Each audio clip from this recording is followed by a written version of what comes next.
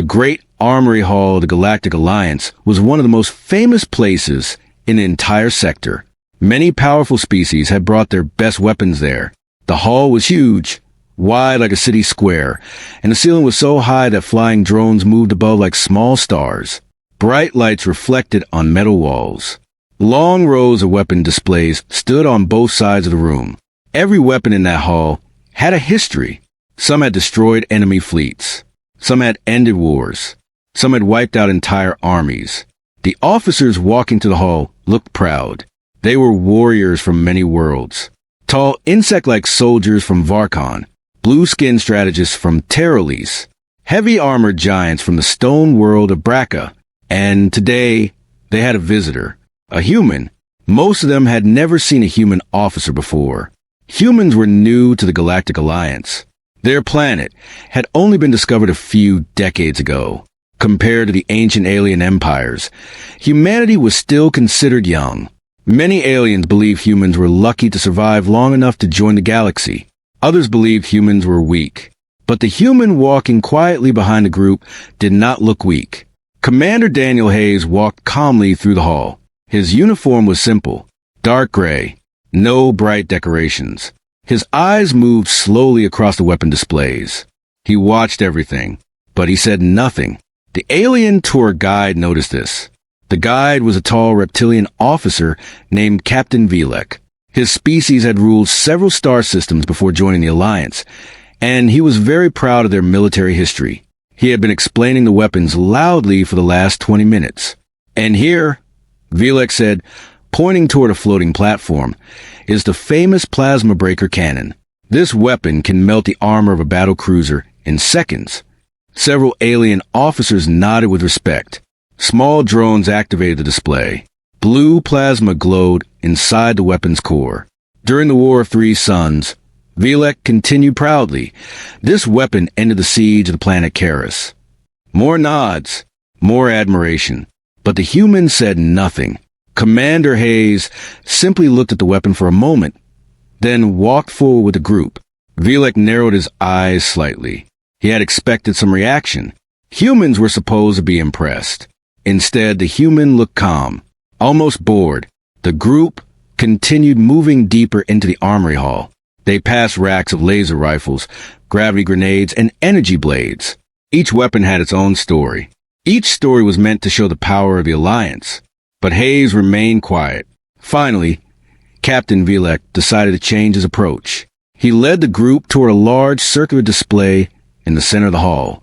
Inside the display case were several long metal blades. They looked simple compared to the glowing alien weapons around them, but they were extremely famous. These, Vilek said proudly, spreading his arms, are the Zerath war blades. The lights dimmed slightly around the display. A hologram appeared above the blades. The hologram showed alien warriors fighting in a brutal battle. These blades, Vilek continued, were used during the first expansion wars of Zerath Empire. They are made from compressed star steel. He paused for dramatic effect. They are strong enough to cut armored vehicles in half. A few alien officers made impressed sounds. One of the bracket giants leaned closer to the glass. Powerful weapons, the giant said. Vilek nodded proudly. Yes, even today, many species consider them among the most dangerous close combat weapons in the galaxy. Then his eyes slowly moved toward the human officer. Commander Hayes stood quietly at the edge of the group, watching the blades. His expression did not change. Vilek smiled slightly. Human, he said loudly so the others could hear. You've been very quiet. Some officers turned toward Hayes. Vilek continued. Perhaps your species does not use weapons like this. A few officers chuckled softly.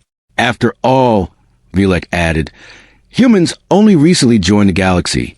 Your military technology must still be developing. The room became a little quieter. Everyone was now watching the human. Commander Hayes slowly stepped closer to the display. His boots echoed softly on the metal floor. He stopped in front of a glass case. For a few seconds, he simply looked at the blades. Long, sharp, simple. The metal reflected the white lights of the hall. Vilek crossed his arms. Well, he asked, Hayes leaned slightly closer to the glass. Then he spoke very quietly. So quietly that it almost sounded like a whisper. Those are kitchen knives on my planet. The words were soft, but the room was silent. Everyone heard them. For a moment, no one moved. No one spoke. Even the small drones above the hall seemed to pause. Several officers blinked in confusion. The bracket giant frowned. Captain Vilek's smile slowly disappeared. "Excuse me," he asked. Commander Hayes straightened up. His face was calm. He looked at the alien captain and repeated the sentence. "On Earth, those would be used for cooking." A few officers stared at him in disbelief. One of the insect-like Varkon officers made a sharp clicking sound. Another officer whispered to his partner, "Did the human just insult the Zerath blades?" Vilek stepped closer. His voice became colder. "Human," he said, "these weapons ended entire wars." Hayes nodded politely. "I'm sure they did." Vilek's eyes narrowed. "And yet you call them kitchen tools?" Hayes shrugged slightly. "They look similar to what we use in kitchens." A ripple of quiet murmurs spread through the group. Some officers looked annoyed. Others looked curious.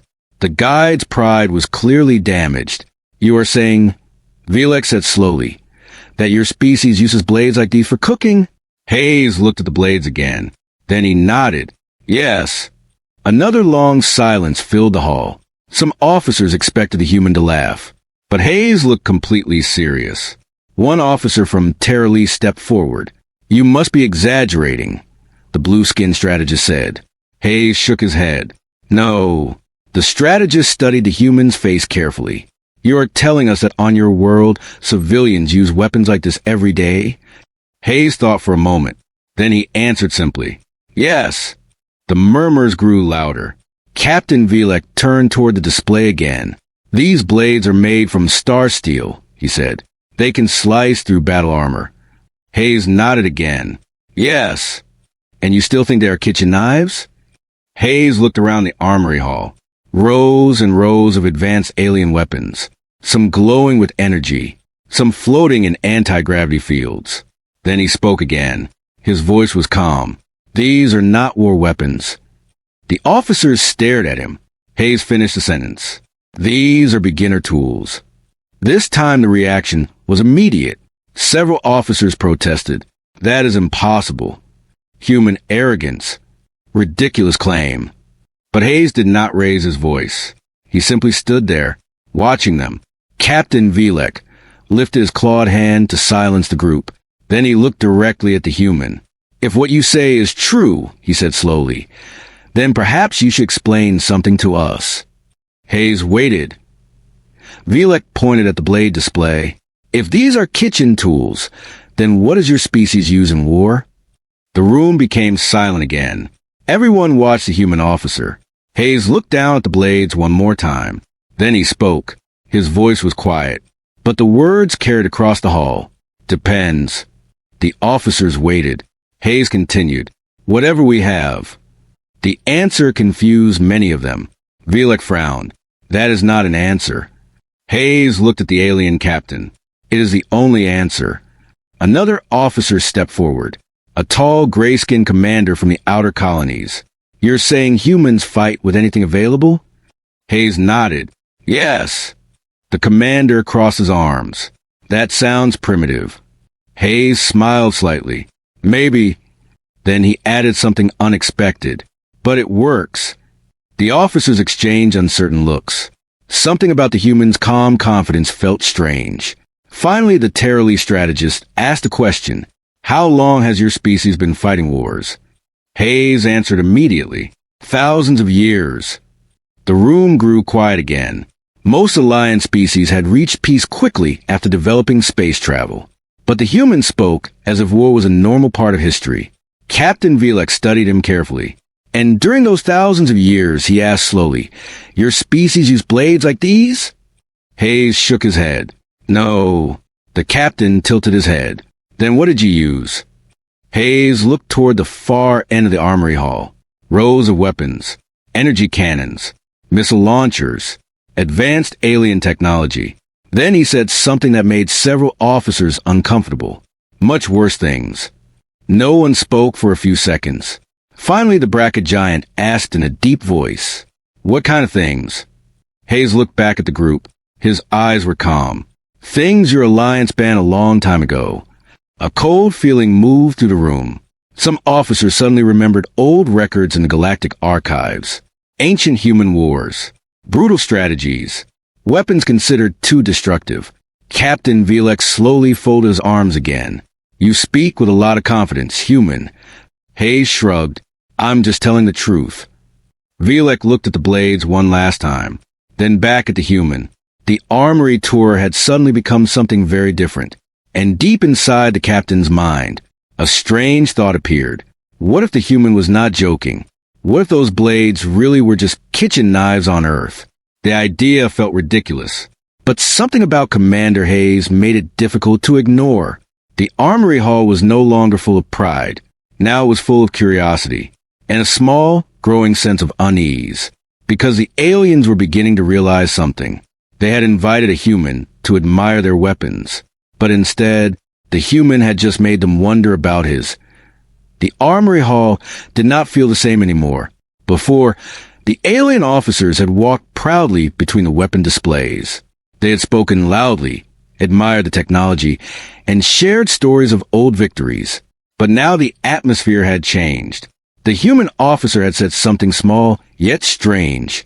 He had called the famous Zerath war blades kitchen knives. And he had not sounded like he was joking. Commander Daniel Hayes stood calmly near the display case. His hands rested behind his back. His face showed no sign of fear or pride. He simply looked like a man observing a museum. Captain Velek, however, was no longer smiling. The reptilian officer slowly walked around the blade display, studying the human carefully. "You speak very boldly for a young species," Velek said. His voice echoed slightly through the armory hall. Hayes looked at him. "I did not mean to insult your weapons." Several officers exchanged looks. "That is exactly what you did." One Varkon officer clicked sharply. Hayes shook his head. "No," he said calmly. "I only compared them to something familiar." The insect-like officer leaned forward. "You expect us to believe that civilians on your world use blades capable of cutting armor vehicles?" Hayes thought for a moment. Then he answered in a simple tone. "Not armored vehicles, but strong materials, yes." The officers murmured again. Captain Velek raised a claw to silence them. Then he asked a different question. "Human, how dangerous is your planet?" The question surprised some of the officers. But Hayes answered immediately. "Very dangerous." The captain tilted his head. "In what way?" Hayes looked toward the long hall around them. "For most species in the Alliance," he said, "technology solved survival very early." Some officers nodded slowly. That was true. Most intelligent species had developed advanced tools quickly. They built safe cities and powerful machines that protected them from nature. But Hayes continued. Humans were different. The room grew quieter again. "We evolved on a world full of predators," Hayes said.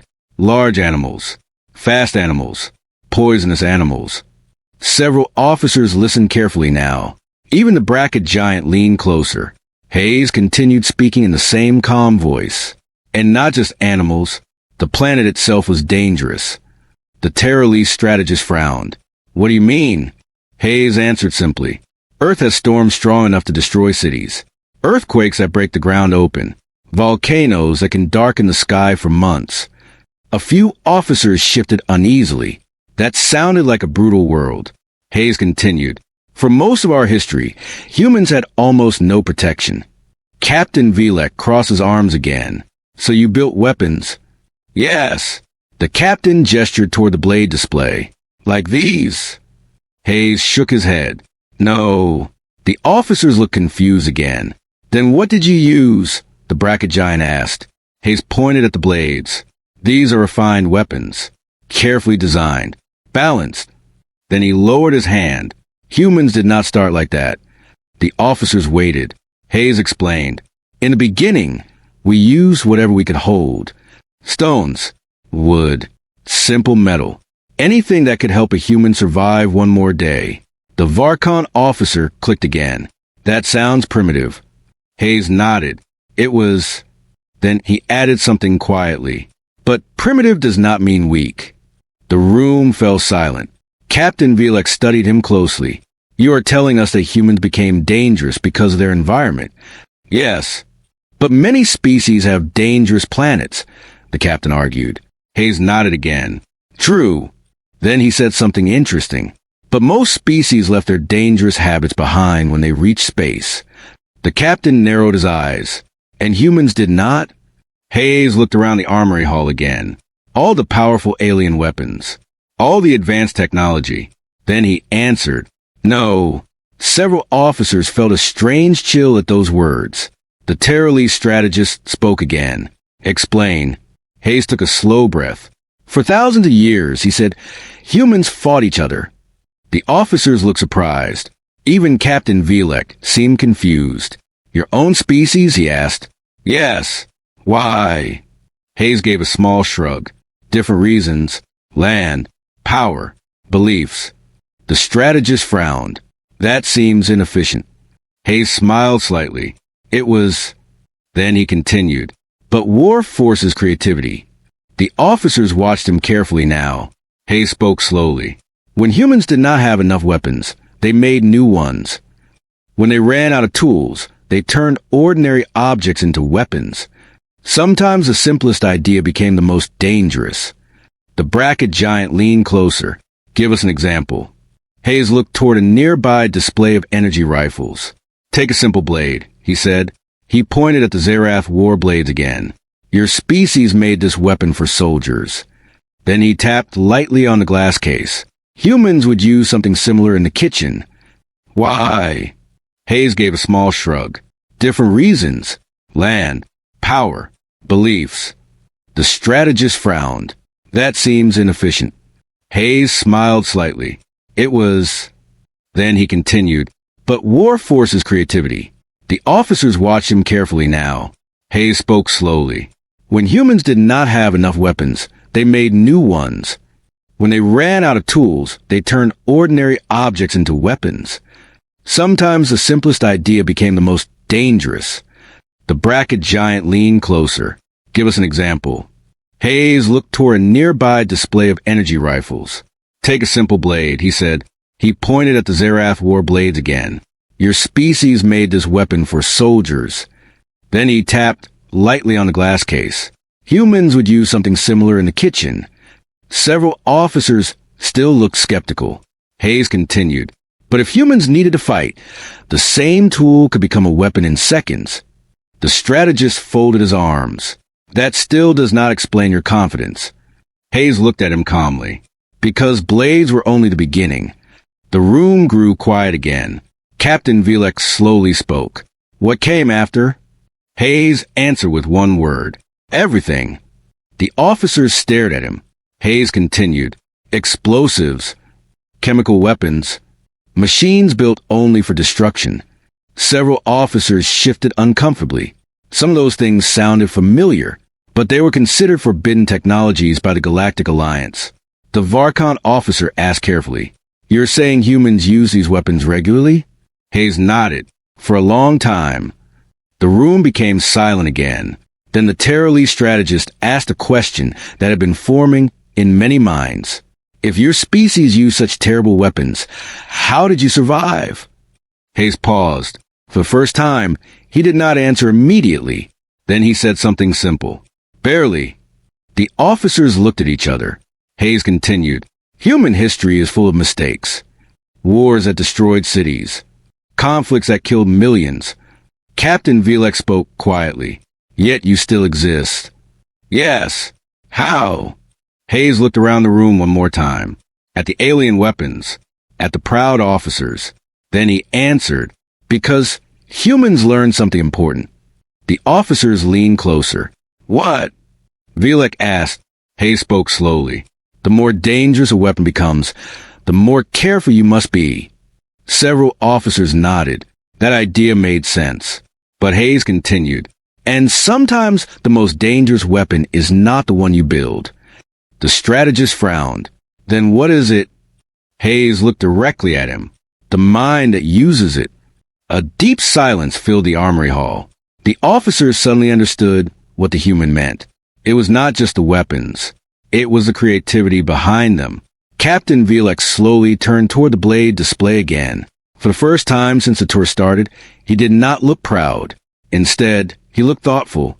Then he asked one final question. Human, what kind of weapons does your military use now? The entire group waited for the answer.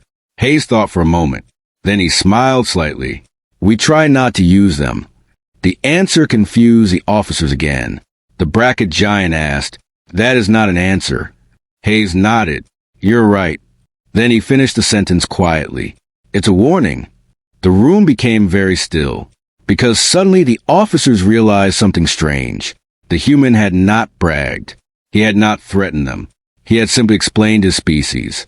But somehow, that explanation was more unsettling than any threat. And deep inside the massive galactic armory, for the first time in many years, several alien officers began to wonder if the most dangerous weapons in the room did not belong to them. The armory hall felt colder now. No one laughed anymore. Before the human had spoken, the tour had been simple. Alien officers admired powerful weapons and shared stories of victory. Now everyone was thinking about something else. Human history. Commander Daniel Hayes still stood calmly near the display case.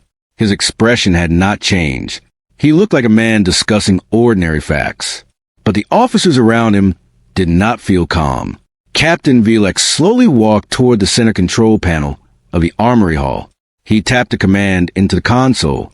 A large holographic screen appeared in the air above the group. We have something called the Galactic Military Archive, Vilek said. The screen glowed softly. It contains records of every known weapon used in major wars. Several officers nodded. The archive was famous. It was used by military academies across the Alliance. Vilek turned back toward Hayes.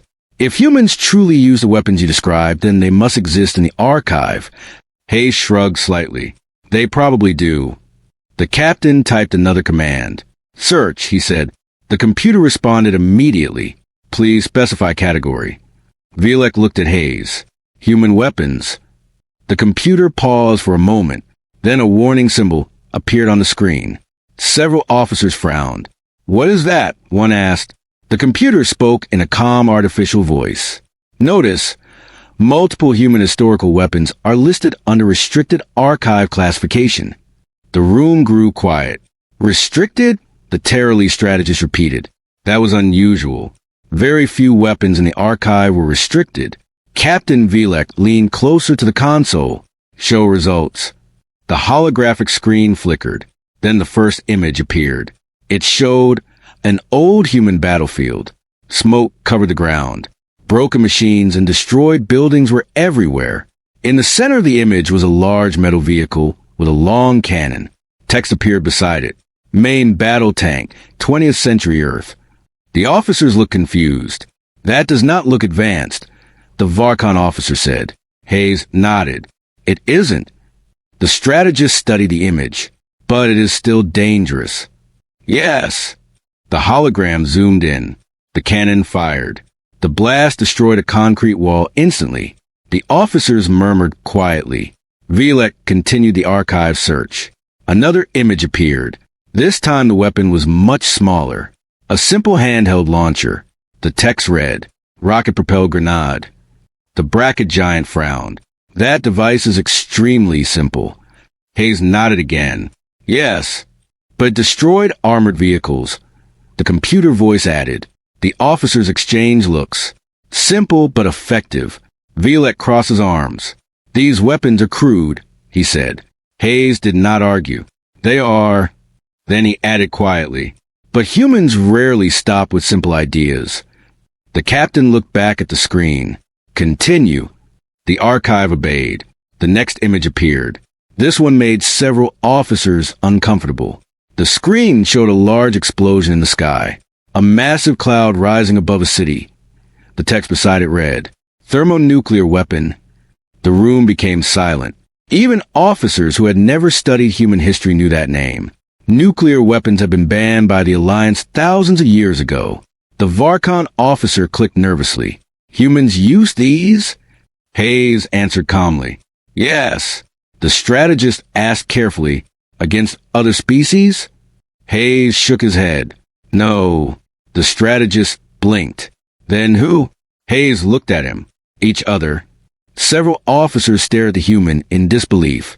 Captain Vilek slowly spoke. You are telling us your species built planet-destroying weapons and used them on yourselves? Hayes corrected him. Not planet-destroying. The captain frowned. What is the difference? Hayes pointed to the hologram. That weapon destroys cities. The officers looked even more disturbed. The strategist whispered, why would any species build such a weapon? Hayes answered simply, fear. The officers watched the screen again. The massive explosion looked terrifying. Vilek slowly spoke. And these weapons are no longer used? Hayes nodded. Not in war. Why? Because humans understood something. The captain looked curious. What? Hayes answered quietly. If both sides have weapons like that, nobody wins. Several officers nodded slowly. That idea was familiar to many civilizations. Mutual destruction. But the archive was not finished. The screen changed again. Now a new weapon appeared. A large missile launcher, mounted on a truck. The text read, Multiple Rocket Artillery System. The hologram showed dozens of rockets launching into the sky at once. The officers watched as the rockets rained down over a battlefield. The ground exploded everywhere. The Varkon officer made a sharp sound. That is excessive. Hayes tilted his head slightly. Humans use that word too. The bracket giant asked, how many rockets can it fire? The computer answered, dozens within seconds. The giant looked impressed despite himself. Captain Vilek turned back toward Hayes. You called our blades kitchen knives. Yes. And yet your species built weapons like this. Hayes nodded. Yes. The captain looked confused. That seems contradictory. Hayes smiled slightly. Humans are good at contradictions. The strategist asked another question. But you said something earlier. Hayes looked at him. You said these weapons were not the worst ones. The officers waited. Hayes nodded slowly. That is true. Vilek frowned. Then what is worse? Hayes pointed toward the console. Ask the archive about improvised weapons. The captain raised an eyebrow. Improvised? Yes. Vilek typed another command. Search. Human improvised weapons. The archive paused again. Then the warning symbol appeared once more. This time it flashed red. Notice, multiple entries classified under extreme unconventional warfare. The officers exchanged nervous looks. What does that mean? The bracket giant asked. The computer answered calmly. It means humans turn non-military objects into weapons. The screen changed again. The first example appeared. A glass bottle filled with liquid. A piece of cloth in the top. Text appeared. Molotov cocktail. The Varkon officer looked confused. That is the bottle. Hayes nodded. Yes. The hologram played a short clip. The bottle was thrown. It broke against a vehicle. Flames exploded across the metal surface. The officers reacted with surprise. That is dangerous, the strategist said. Hayes shrugged. It's also very simple. The archive displayed another example. A farming vehicle. Modified with armor plates and guns. The text read, Improvised combat vehicle. The bracket giant laughed in disbelief. You're telling us farmers turn their machines into tanks? Hayes answered calmly. Yes. The giant shook his head slowly. That is insane. Hayes nodded. War often is. Captain Vilek looked back at the human again. You are proving my point. Hayes tilted his head. What point? Humans are reckless. Hayes thought about that. Then he answered, sometimes. The captain crossed his arms. Yet your species survived. Yes. The strategist asked quietly, how? Hayes looked at the holographic screen. Then he spoke slowly. Because humans learn faster than they destroyed. The officers considered those words carefully. Vilek finally turned off the holographic display. The armory hall became quiet again, but something had changed. Earlier, the alien officers had been proud of their weapons. Now, many of them were thinking about the human ones, not because they were more advanced, but because they were unpredictable. The Terrorly strategist looked at Hayes one more time. "There is something strange about your species," he said. Hayes smiled faintly. "We hear that often." The strategist spoke again. "You build terrible weapons." "Yes, but you also seem afraid of them." Hayes nodded. "Very afraid." The strategist frowned. "Then why keep building them?" Hayes looked around the armory hall. Rows of alien weapons. Thousands of years of military history. Then he answered quietly, "Because sometimes the only way to stop a war is to make war too terrifying to start." The officers did not reply, but the silence that followed felt heavier than before. Because the armory tour had started with pride, now it had become something else. A lesson, and slowly, inside the minds of the alien officers, a new question was beginning to form. If humans had once built weapons at Terrible, what kind of weapons were they building now? The armory hall was quiet, not the normal quiet of a museum. This was a deeper silence. The kind of silence that appears when people begin thinking about something uncomfortable. Captain Velek stood near the control console, his arms folded tightly. The holographic archive had disappeared, but the images it showed were still fresh in everyone's minds. Old human tanks, rocket artillery, improvised weapons made from simple tools, and a terrifying nuclear explosion. The alien officers looked around the hall again, but now the Alliance weapons did not feel as impressive as before. Many of them were elegant, advanced, carefully designed, but human weapons were different. They were brutal, simple, and created with one clear purpose: survival. Commander Daniel Hayes stood calmly near the blade display. His expression had not changed the entire time. He looked like a man discussing ordinary history, not a species that had nearly destroyed itself several times. Finally, Captain Velek spoke again. "Human?" Hayes looked at him. The captain walked slowly across the floor toward him. "You have told us many things about your past."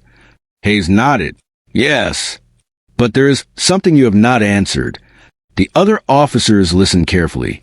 Velek stopped a few steps away from a human. "You described terrible weapons from your history." "Yes, but history is not what concerns me." Hayes waited. Velek's eyes narrowed slightly. "I want to know about your present." The room became quiet again. "What weapons does humanity use today?" Several officers leaned closer. The question had been waiting in everyone's mind. Hayes looked around the armory hall slowly. Rows of alien weapons, plasma cannons, energy blades, gravity launchers, technology built over thousands of years. Then he gave a simple answer. "Most of them are not in this room." The officers exchanged confused looks. Captain Velek frowned. "What do you mean?" Hayes spoke calmly. "The Alliance built its military around control technology." "That is correct," the captain replied. "Everything here is regulated." Hayes continued. "Every weapon is designed under strict rules." The strategist nodded. "That is how advanced civilizations prevent destruction." Hayes smiled slightly. "That makes sense." Then he added something unexpected. "Humans did not grow up with those rules." The room grew quiet again. Hayes continued speaking slowly. "For most of our history, humans fought without limits." The Varkon officer clicked sharply. "That is not something to be proud of."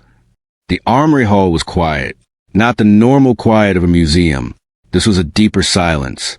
The kind of silence that appears when people begin thinking about something uncomfortable. Captain Velek stood near the control console, his arms folded tightly. The holographic archive had disappeared, but the images it showed were still fresh in everyone's minds. Old human tanks, rocket artillery, improvised weapons made from simple tools, and a terrifying nuclear explosion. The alien officers looked around the hall again, but now the Alliance weapons did not feel as impressive as before. Many of them were elegant, advanced, carefully designed, but human weapons were different.